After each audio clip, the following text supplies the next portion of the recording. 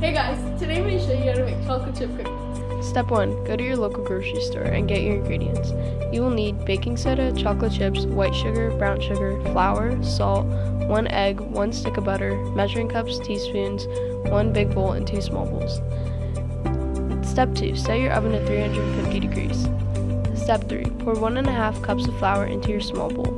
Then add a half teaspoon of baking soda. Next add 1/4 teaspoon of salt. Grab your other small bowl and put a full stick of butter in it. Microwave this for roughly 40 seconds to make it soft enough to mix but not fully melted. Take your butter out of the microwave. It should look like this. Pour your melted butter into your big bowl. Add a half cup of white sugar into your big bowl as well. Next, add 1/4 cup of brown sugar. Mix the ingredients from your big bowl all together. Put 1 teaspoon of vanilla and 1 egg into the big bowl. Whisk it all together. It should look like this.